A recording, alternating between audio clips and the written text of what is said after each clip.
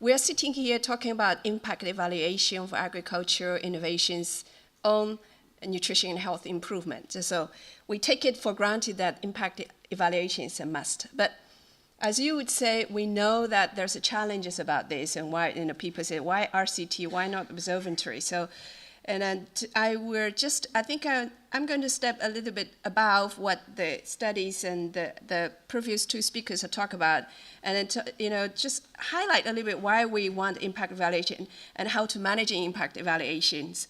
But more, I wanted to stir the water, saying that actually nutrition and health is more than agriculture innovations, as everybody was talking yesterday and today.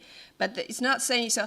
I don't scare you away, because we know that we buying every presentation say there are more sophisticated issues we need to look around in order to make agriculture innovation to serve for better nutrition and health. And eventually, I think I'm going to talk about how to communicating these findings to policymakers and scaling up we're looking. So I think it's maybe from yesterday's policy institution talk about, but it's a less of a talk subject.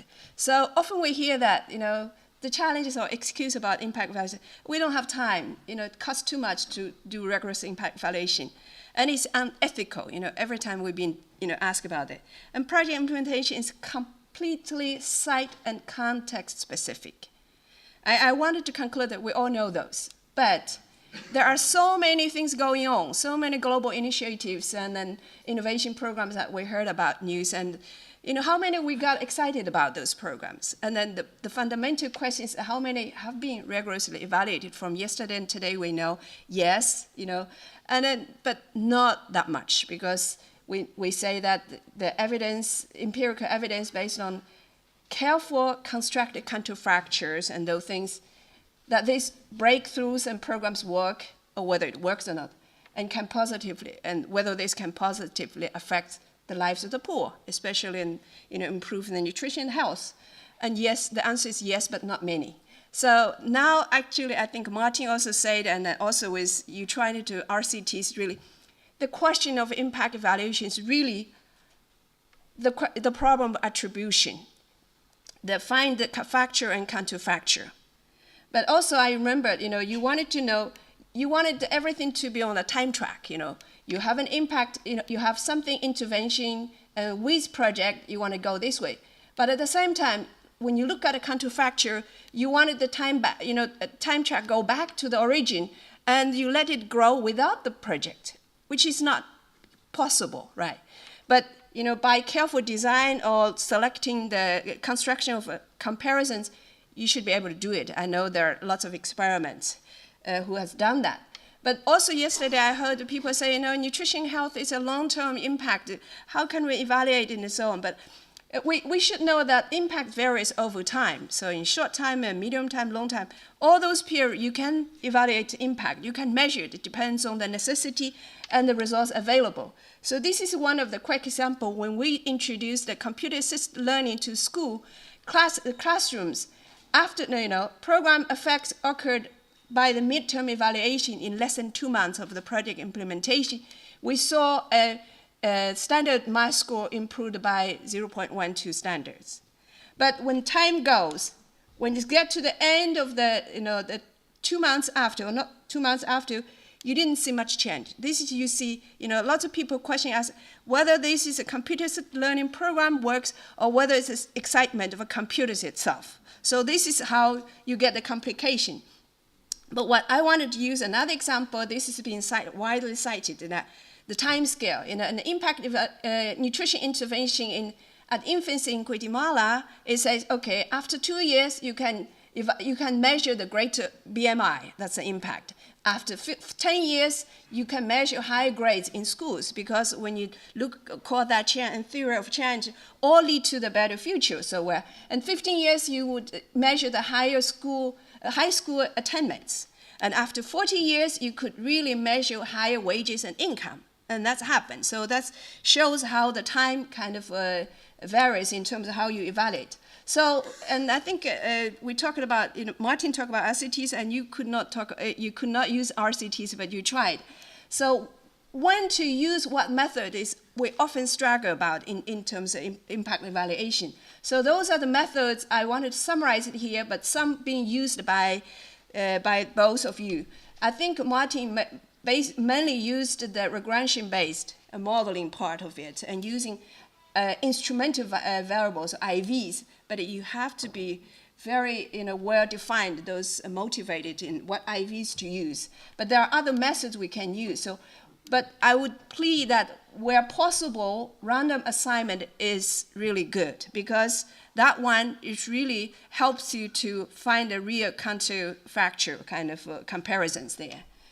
But it's not the end of world without. So, and the other thing is that the key elements of managing impact evaluation. So it's being taught is really importance of ex-ante design with a baseline. So this is really, the design should be theory-based approach. Usually you construct a causal chain and allowing analysis of causal pathways, as Martin has showed. Both of you have showed that way.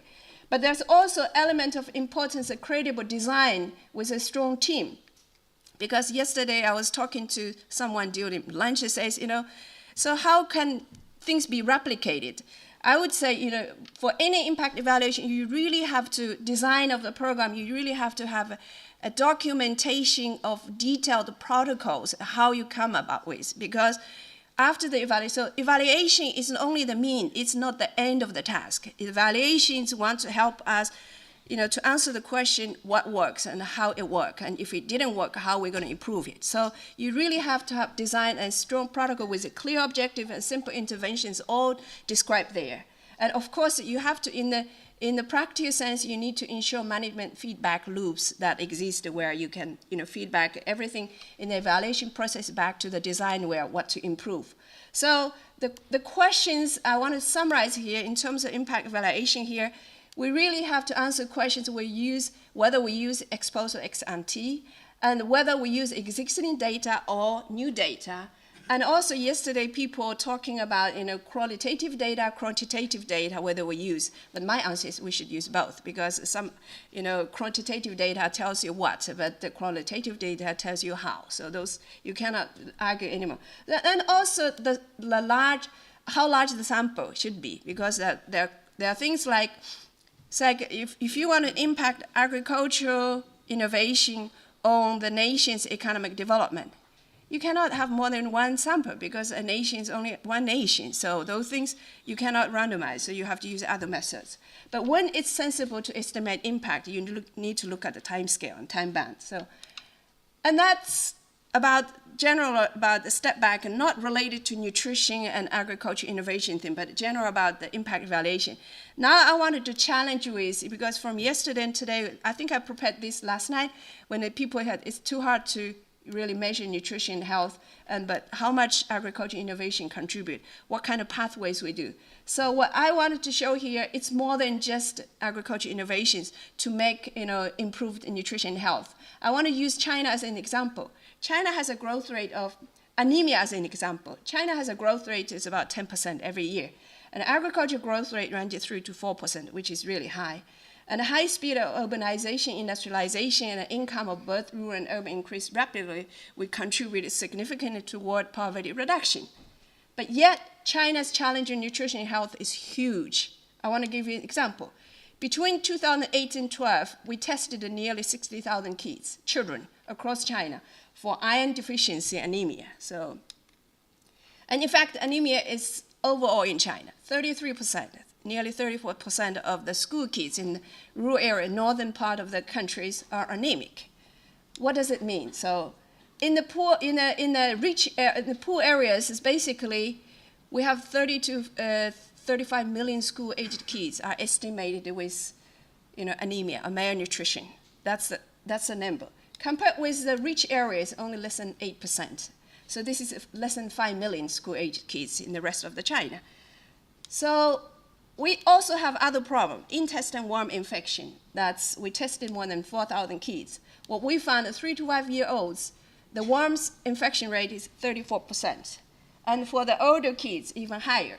Imagine if we got enough food and we know how to feed the baby. If they have worms, the worms would eat the nutrition. So it broke your causal chain. It's not there. So you need to look at those things. And then even earlier, this is what we talked about at dinner time where, I think we talked about it. the malnutrition during the first 1,000 days. We tested about 1,000 babies in China and also their moms in the southern Danxi, where we drove 2 to 3 hours from Xi'an, and it's a fast-growing city, the neighboring city.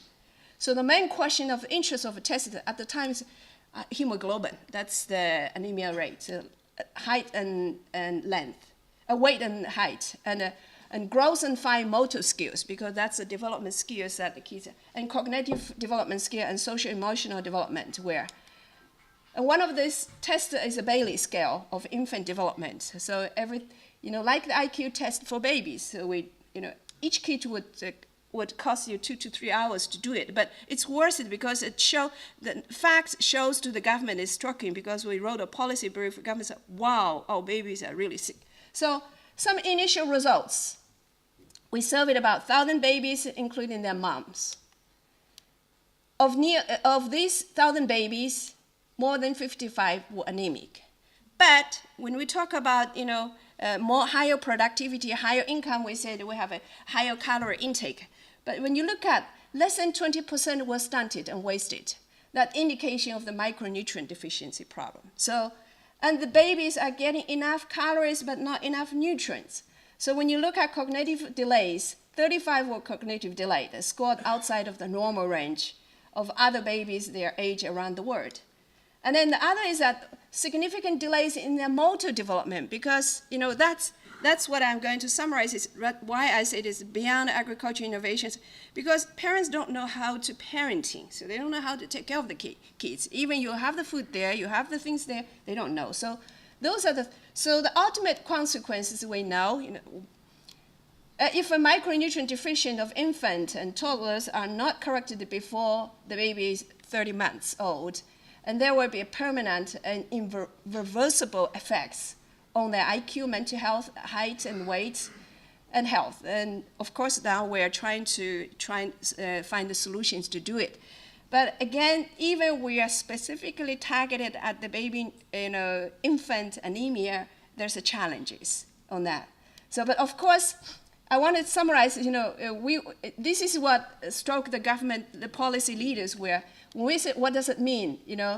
Between 20 to 30% of China's future population are in danger of becoming permanently physically and mentally handicapped. You know why? Because more than 35% of the new labor forces were coming from the poor rural areas in the future. So those are the representation of this population. So the challenge when we talk about, causal chain effect, okay, these babies are sick, because government is also initiate a nationwide program, said, I gave every baby each day a nutrient package and like sprinkles, and let them put whatever food they prepare for the baby there. But look at the rural, there are missing kids. Those kids, China, a lot of babies are missing, because during the survey we found more than 40% of them are gone with their parents wherever they're migrating to do farm job. So if the government says, I want to target a village at the babies, and there's a broken chain, because it's not there, because assumption doesn't hold there. So where did they go, and what the nutritional study of this? So if you cannot find them, how could you help? So if we are in the office and said, okay, this is a big problem, we should help. How to do it? Give every kids 6 months to 30 months, and I got sprinkles and nutrition powders. It didn't work. It's like China having free folic acid for pregnant women.